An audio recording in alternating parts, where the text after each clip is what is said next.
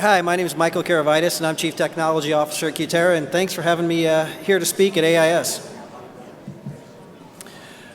All right.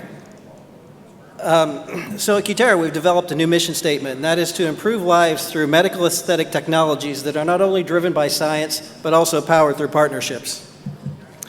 So at Cutera, we have over a 20-year track record of delivering innovation. It really starts with the Cool Glide Excel, which was really the first neodymium YAG laser dedicated to hair removal. A couple other products that we have, the notable products in the face and skin category, are the XLV and XLV Plus. That's our dual wavelength system dedicated to vascular and pigmentary conditions.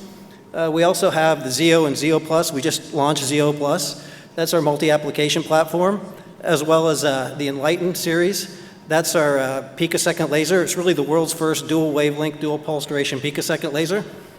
So not only are we good at engineering lasers, but we also do energy-based devices. In the body, for example, we have the TrueSculpt ID, which offers a hands-free procedure in 15 minutes. It's also, I believe, the only RF device with a lipolysis clearance, a true lipolysis clearance, as well as we have the TrueSculpt Flex and Flex Plus. So those are our muscle stimulation platforms. And most recently, we've gone into medical dermatology with AviClear, which is our dedicated platform to address acne. And with that, I give you AviClear, the future of clear skin.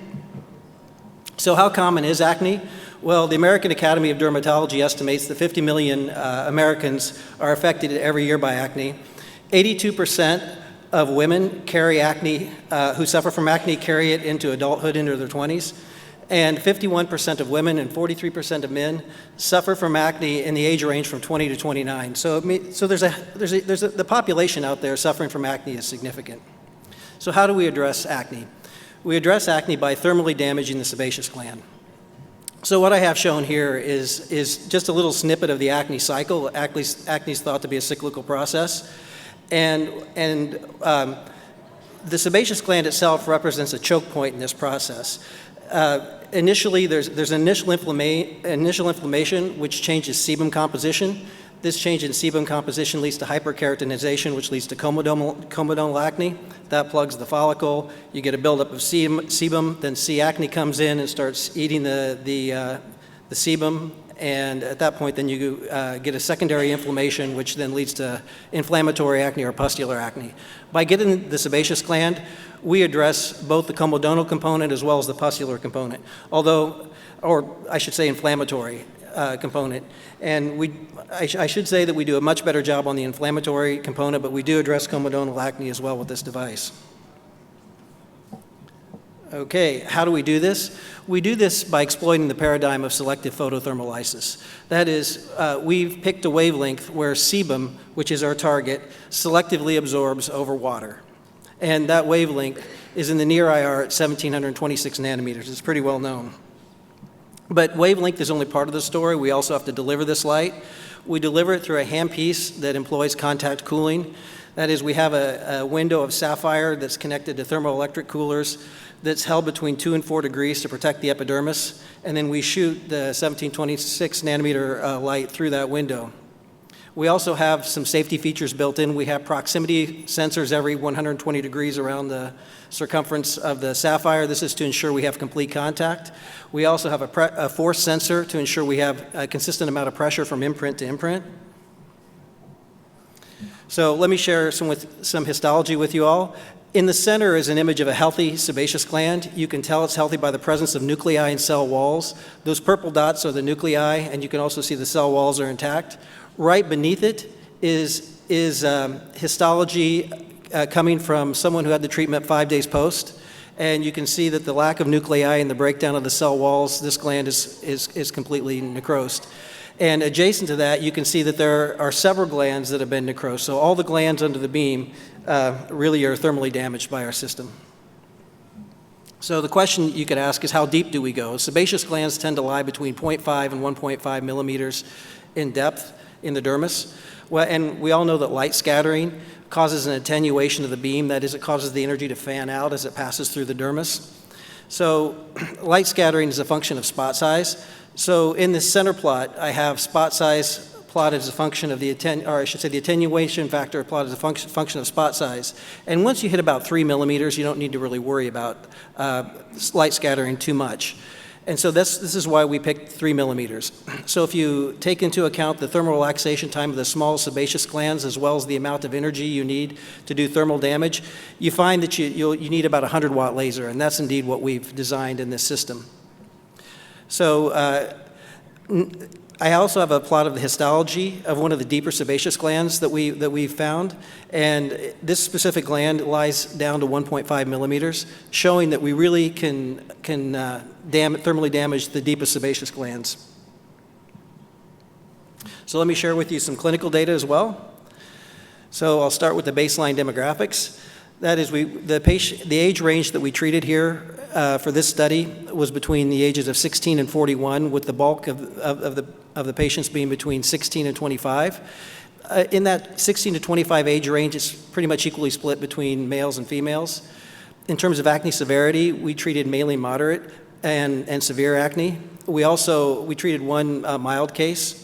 And in terms of Fitzpatrick skin types, in this study we treated 2 through 6. We can treat all skin types safely, we just couldn't find a skin type 1 for this study. So let me get to some of the results. I'm going to give these results in terms of inflammatory lesion count. So the first time point is at 4 weeks post the third treatment, and at that time point we see a 38% reduction in acne. We also, the next one was at 12 weeks, and there I believe it was a 52% reduction. We see at 6 months, then we see a 72% reduction, and where you start to see it plateau a bit, and then out to 1 year, we see an increase to a 79% reduction. So this is just telling us two things. One is this is a very efficacious procedure, but not only that the results are durable as well. So let me get to my favorite part, which are the new things coming out.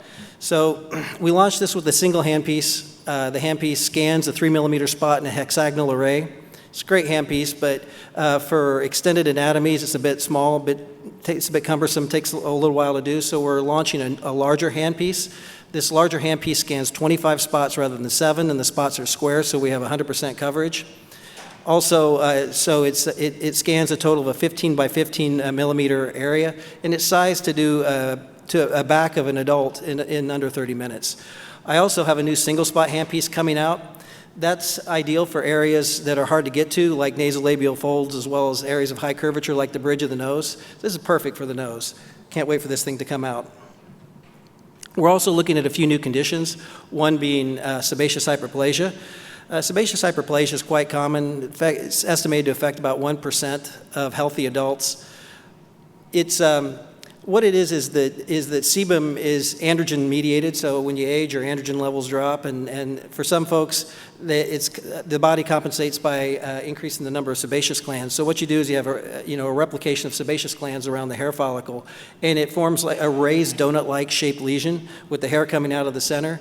And because they are sebaceous glands, we feel that we can address this condition quite well with our technology, and in fact, from a small pilot study, we did a great job. And in fact, the hardest part of the study was finding the lesions that we treated after we treated them. And lastly, we're also going to go for hidradenitis suppurativa. This is a condition that affects nominally about 4% of our population. It's one that it's very painful, and it occurs because of interplay of the sebaceous gland with the apocrine gland, so it happens in areas that are rich with apocrine glands like the axilla and groin area. And I should just mention this anecdotally from the histology. We've seen damaged eccrine glands. We've seen damaged sebaceous glands. The apocrine glands are very similar to the eccrine glands, so we believe we have a really good shot at getting this condition as well. So with that, thank you very much for letting me speak.